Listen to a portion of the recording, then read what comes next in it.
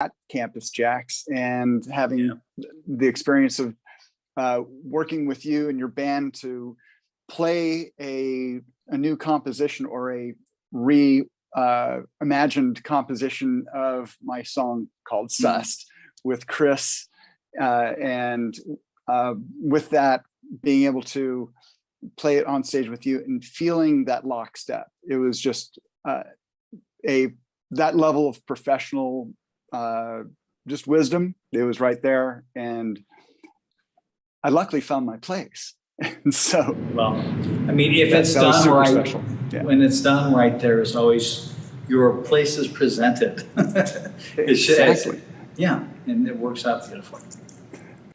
This is a song that Tom wrote, and Chris Barron joined him in, and this is a song that we're going to all do together. Yay! Quite the honor, my friend. The song is called Sussed. Because we sussed it. Exactly. Everybody comfortable? Everybody good? I'm going to cut this bad boy off. All right? Here we go.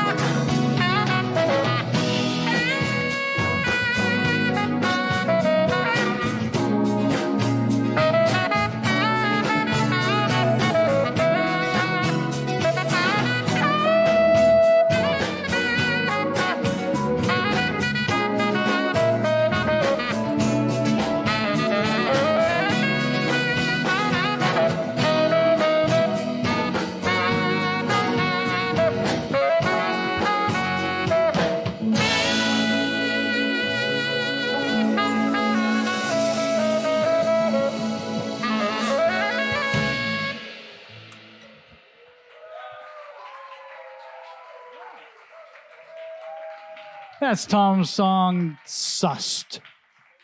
And so right now you're in a a small venue band structure, but you've had all these large stadium experiences. What stands out as some of the most memorable experiences through working with so many different artists on tour and even in recording sessions? Well, I mean, the main experience on the road, when you get, there's a size that you really can't see many faces. You just see hair that goes back for what looks like forever. And that is so impersonal that it doesn't really move me, like, look at all that hair, But Right. When you can actually see some faces and expression, you have at least the people in the, a front section, and there's still a mass of humanity that's present. I mean, it can be a really moving experience. I mean, when I was most recently working with Miguel, who is one of the foundational singers of the Latin Spanish-speaking world.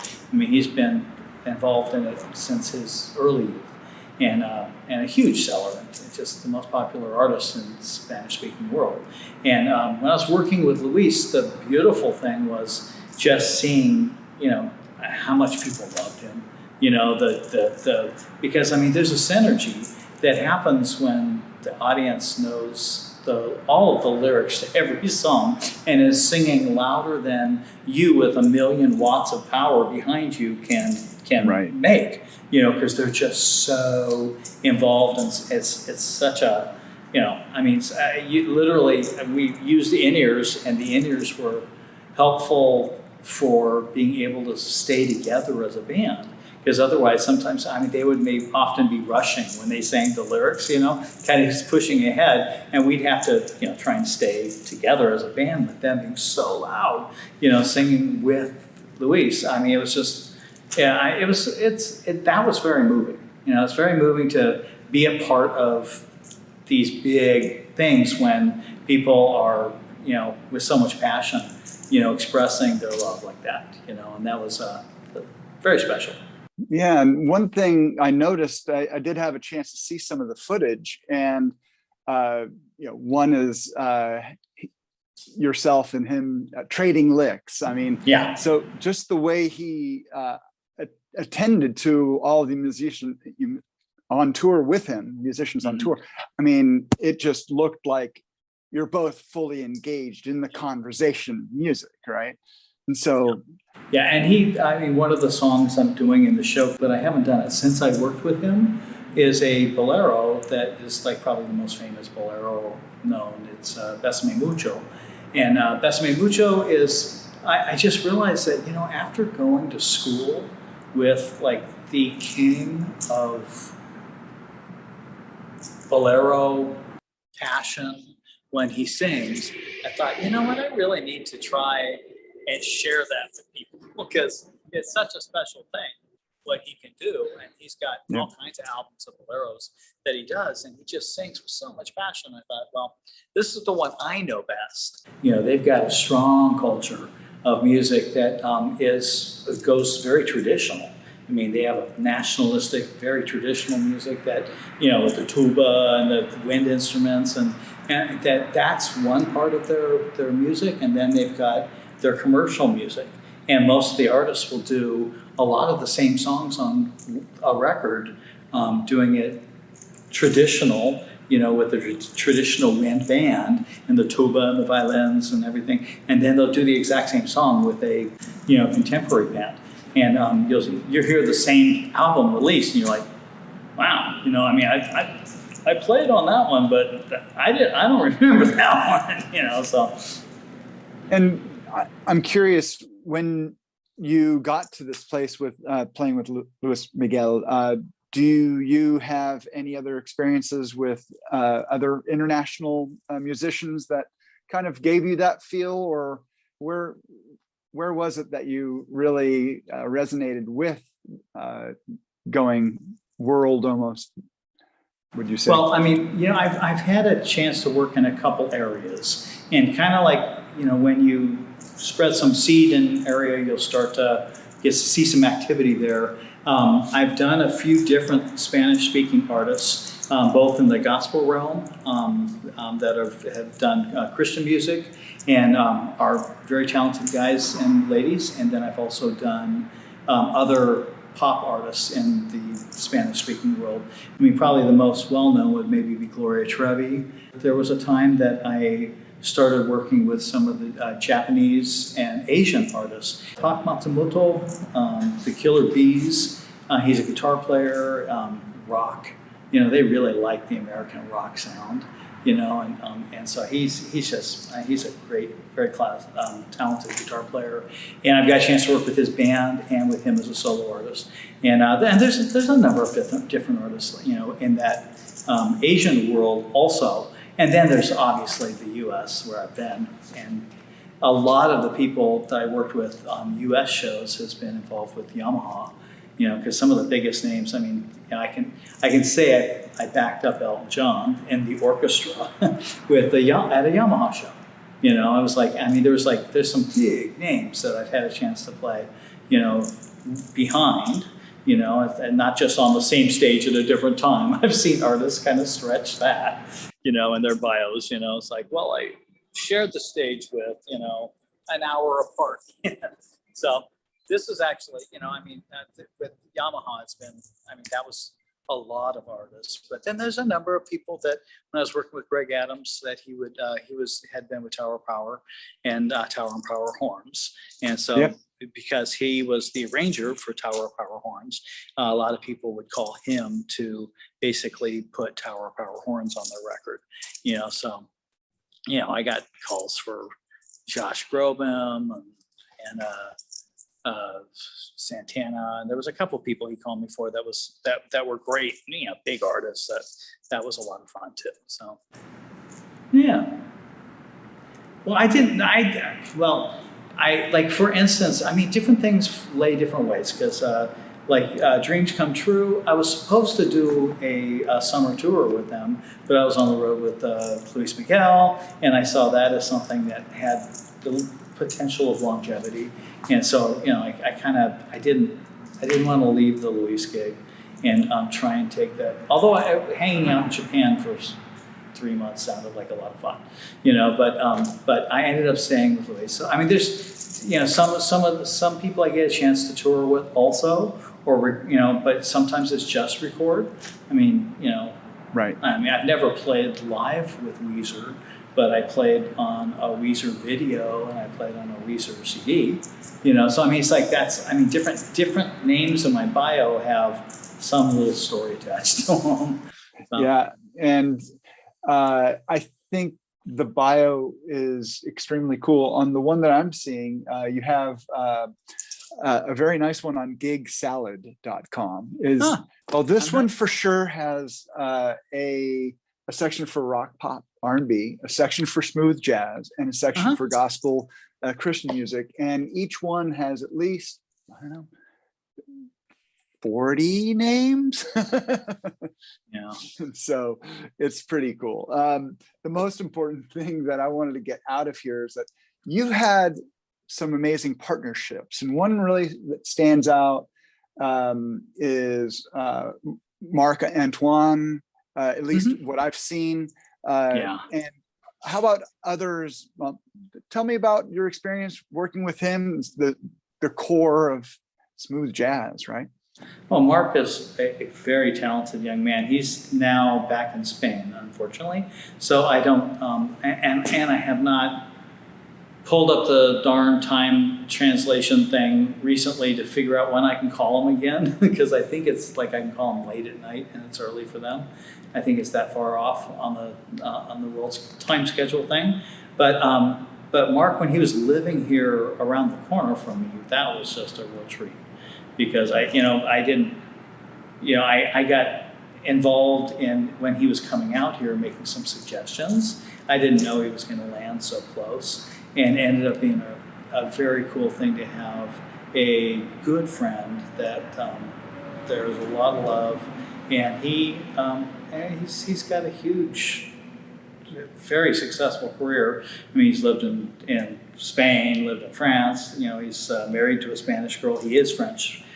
He speaks all three languages: U.S., English, Spanish, and French. But he's just a really talented guy, you know. And that was a treat to have him so close. I felt like I was kind of, you know, I don't know, like having a little friend that I could just, you know, talk to. Really, I mean, I could hit him up on any number of questions on, you know, CD releases, on promotion, on, you know, places that you can get your CDs involved in this program or that. I mean, he just knew everything.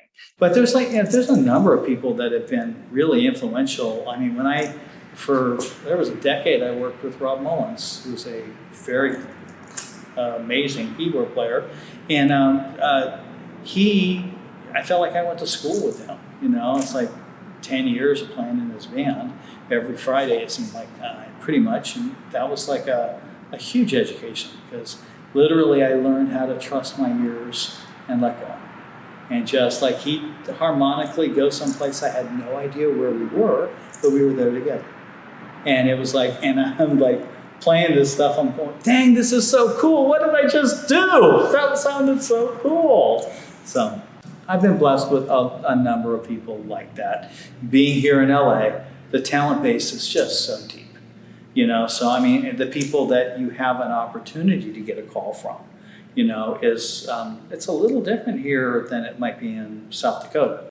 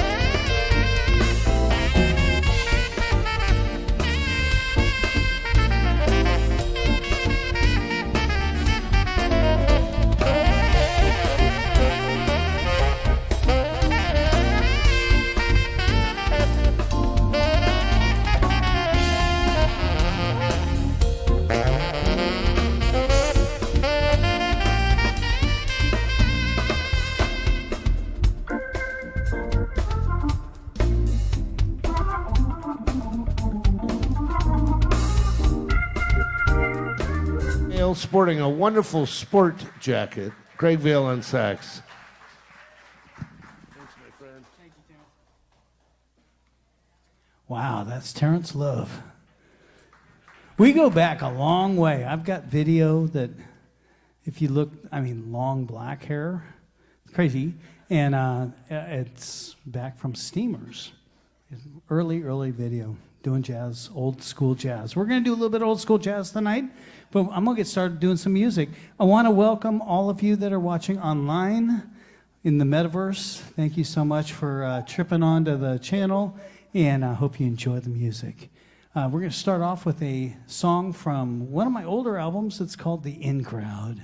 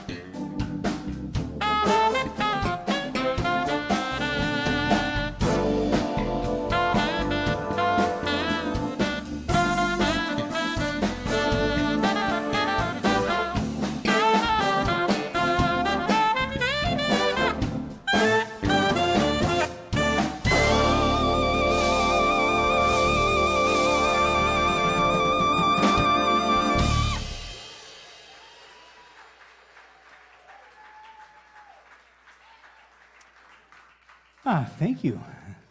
That's called The In Crowd by Ramsey Lewis. And we're going to carry on with the other side of jazz, because you got new jazz and we have old jazz. Stuff that sounds kind of poppy and stuff that sounds old and swing. And this is one of those older swing songs, classic, entitled Tangerine.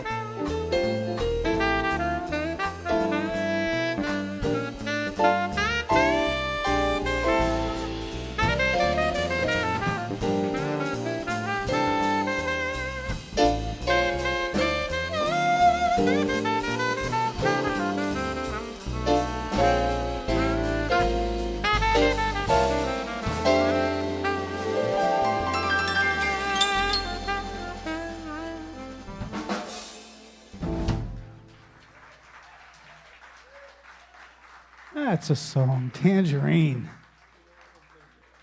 Got to play a few old songs in there. I'm going to do a song. There's a new project. I've been waiting for this project to kind of get out because I have a whole other project that's all in the can right now, and I just have to do a little more mixing on it and record some more baritone. But the project is smooth jazz music on old jazz standards that is on a funky old instrument and trying to approach it like a modern pop song.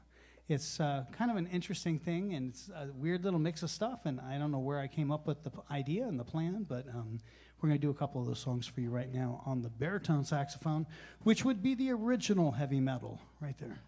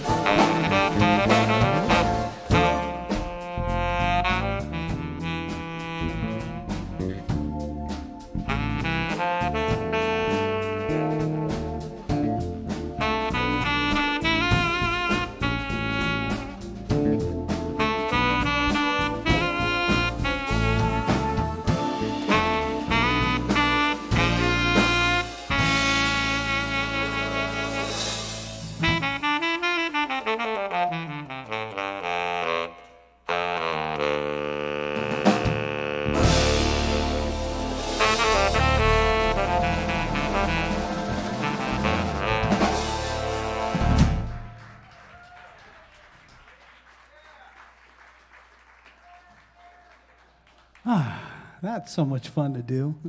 I don't know why, when I was on the road and in Mexico and South America playing Mexican pop music. There was no Barry sax, but I was in New York and I got a chance to go to a Barry sax featuring concert, and I saw some great Barry sax players there, and I just fell in love with it again. Not like I didn't start being in love with it 25 years earlier, but I just got reminded how cool it was, and so it's kind of a fun thing to play. Got one more of these songs. This is Barry on something that's a kind of a modern arrangement of another fusion song.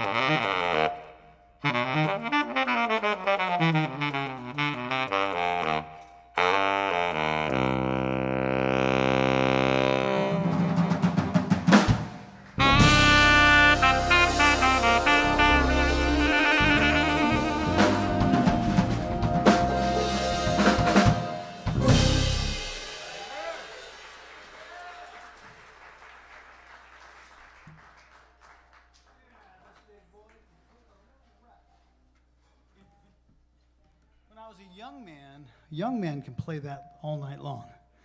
He's after a while, you're like, I watch. I mean, there's some famous young Barry players right now online, and you watch them, and they're like up in the air with it and all over the place, and I'm like, oh, my back. I mean, just seeing it makes my back hurt.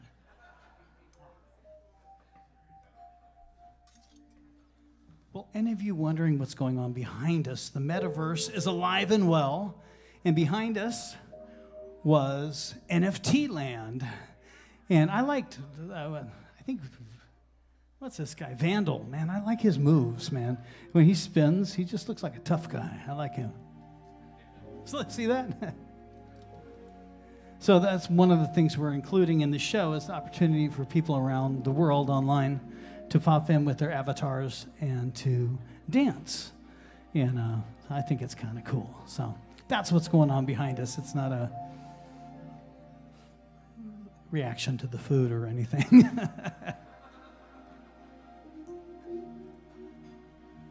Ladies and gentlemen, this is Mr. Mark Hugenberger. You've already heard him play a few solos tonight.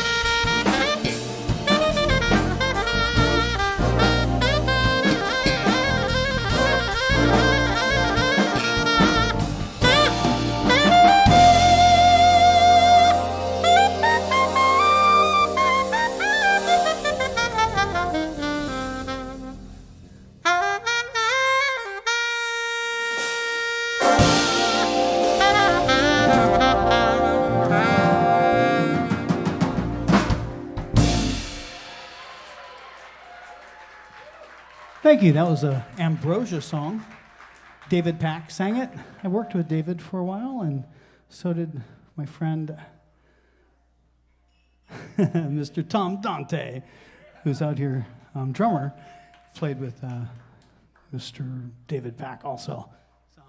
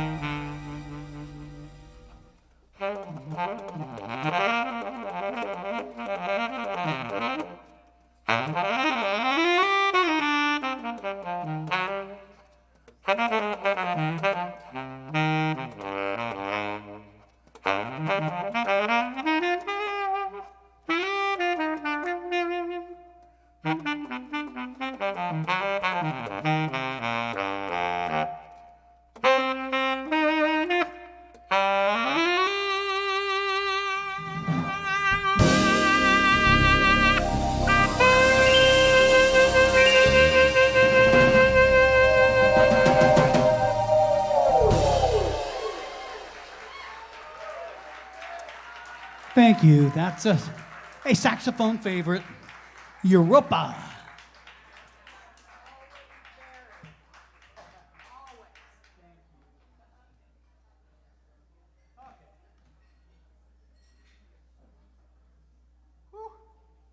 I was going to do one more on this thing, just for fun.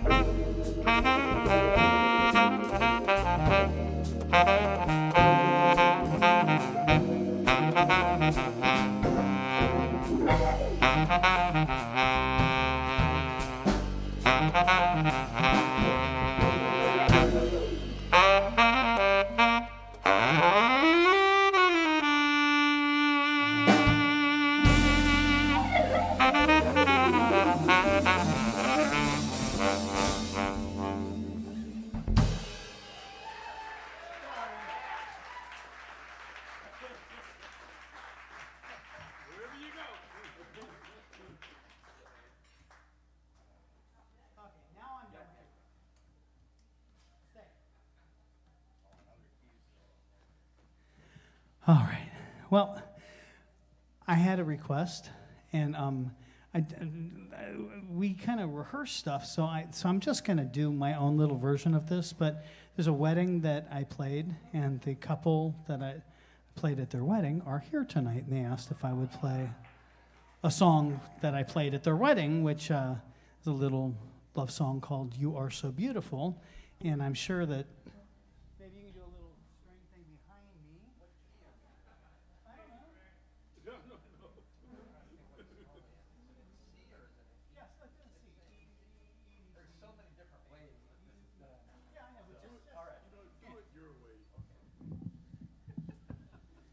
Yeah, we're going to do...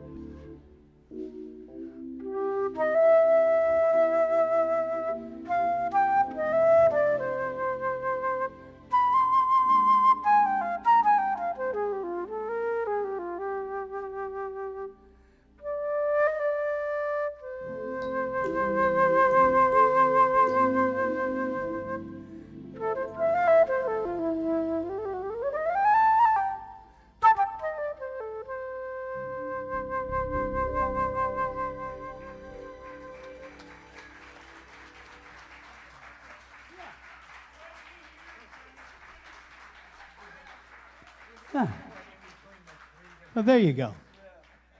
Just a little taste of a pretty love song, and it's nice going into February because it is Love Song Month. We're going to carry on with a song with the flute because I need a little mouth break. This song was on my Smooth Jazz Classics CD. It's been redone way many times. It is a song called Affirmation, which is a nice positive message. So we're going to play a little affirmation for you.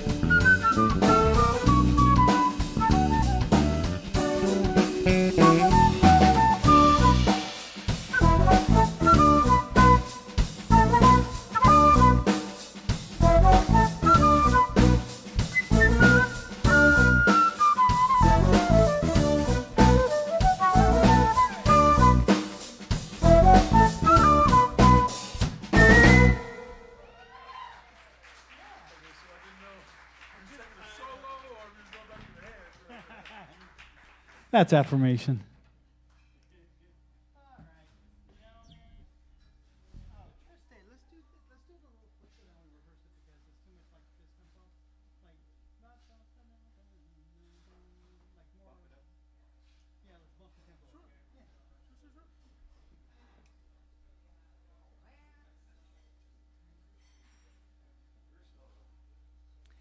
This is a song, classic. Was it Joe Beam? Did Joe Beam do this one? Well, where's my historians? Not sure. This is a song, Triste.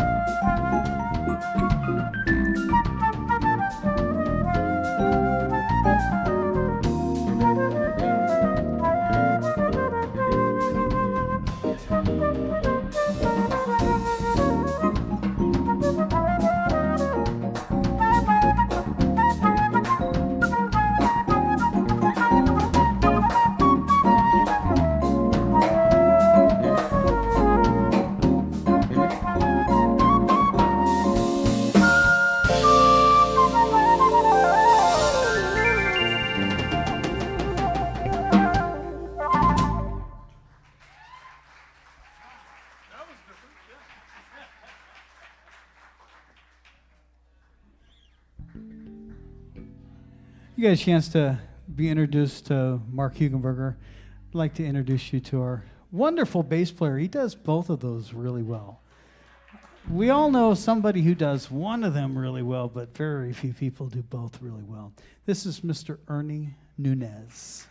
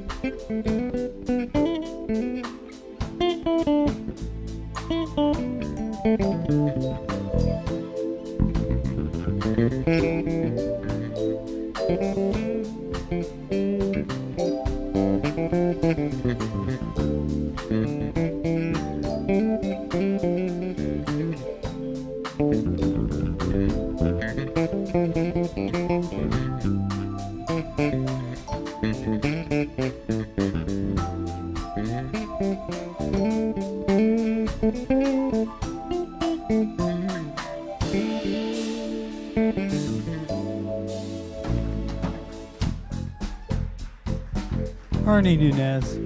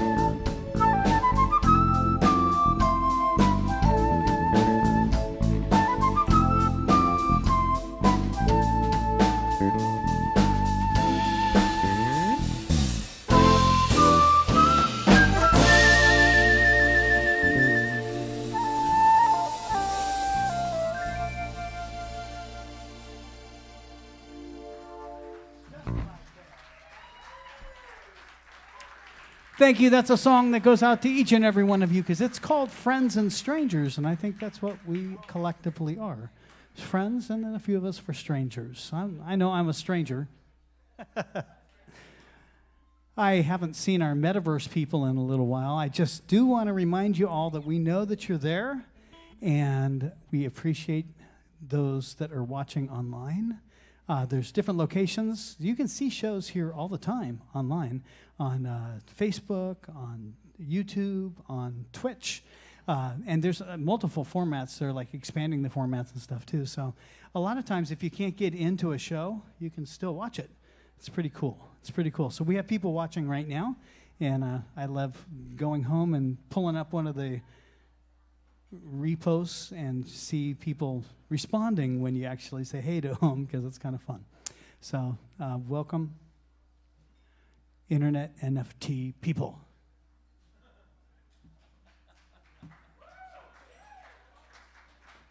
Some of them were in like way far away places too, so they're watching like at 10 o'clock in the morning and stuff. Crazy. What am I doing? I'm playing saxophone now? Yes. Oh, I know what we're doing. This project that is being released has a number of really cool songs that we wrote for it, and this is one. It's called The Chrysalis Effect, and it's one I dedicated to my daughter, who kind of went through a little bit of a, like so many young teenage girls do. She kind of like took off for a while and wasn't really in my life and stuff, and it was awkward. It was a couple of years. It was really awkward. And then she came back, and it was kind of like it likened to a butterfly just being an ugly worm at some point, but then kind of making that cocoon, It's like, and I saw a comedian say, do they think that they're making their grave? What do they think they're doing? Do they know that they're going to come out a beautiful butterfly on the other side? It's kind of an interesting thought. I never thought about it before. But that was kind of my daughter, because she just, kind of had like this issues, and it was hard. And then all of a sudden she comes back, and she's the sweetest, most beautiful person in the world. And you'd never know that we had problems. Never. And I'm so blessed to have her in my life. So this is for Vanessa, and this is called The Chrysalis Effect.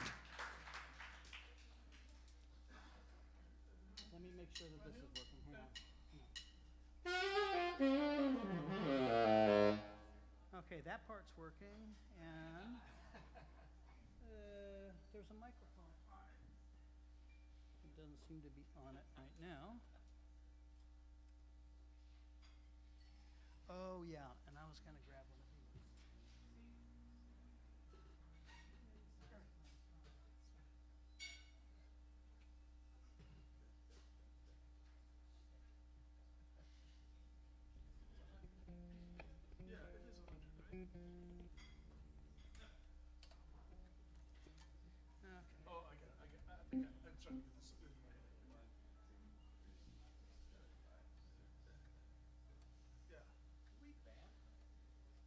No, we'll just start. Yeah, we'll right on it. I'm trying to figure out the tempo. No, okay, all right. I got it.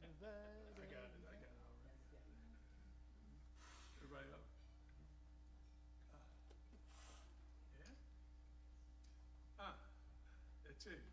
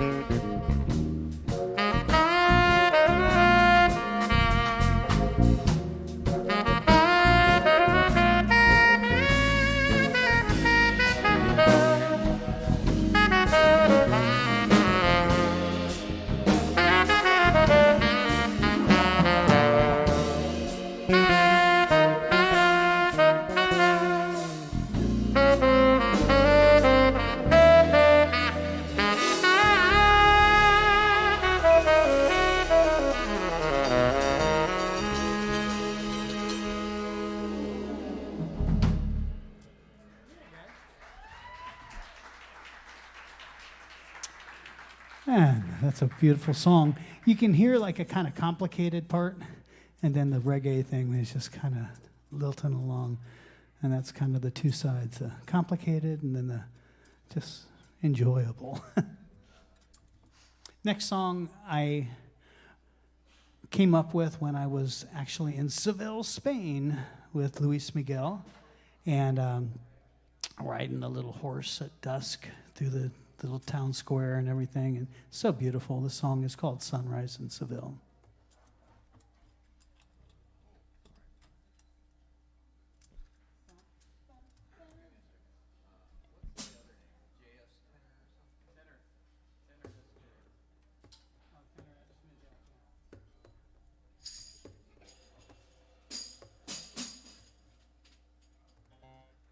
Everybody up?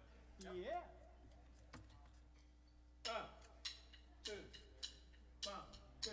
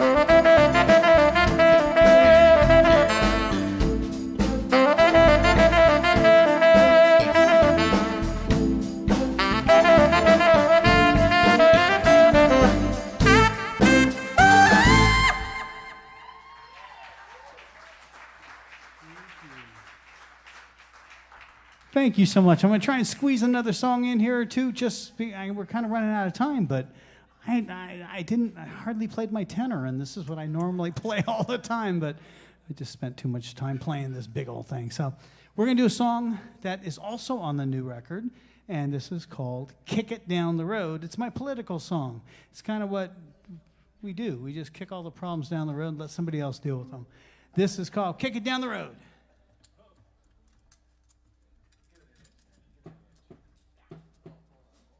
I know, I need to get my octave down.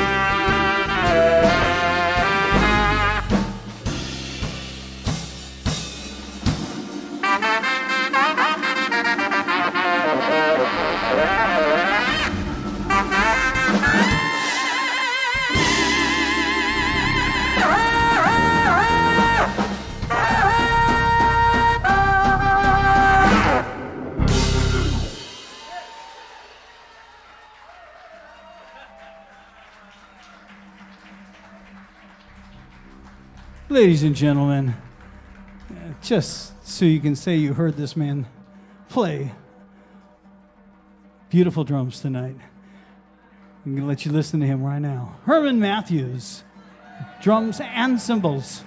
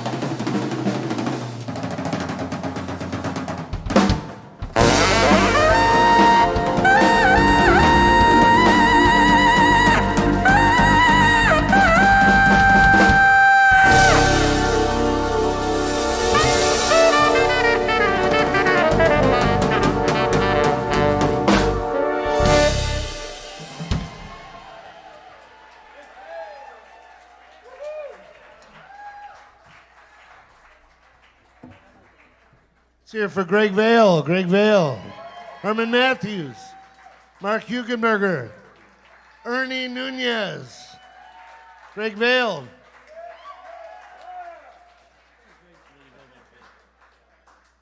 All right, is that Falling Gracefully? You can, Tim can help you with that on how to get it or acquire it through the NFT.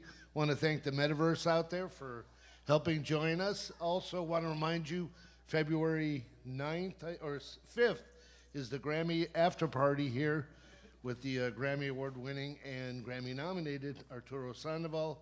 Also Leah Booth on the 9th, Tony Guerrero on the 2nd. Thank you all for coming out. Take care of your servers. Drive safe.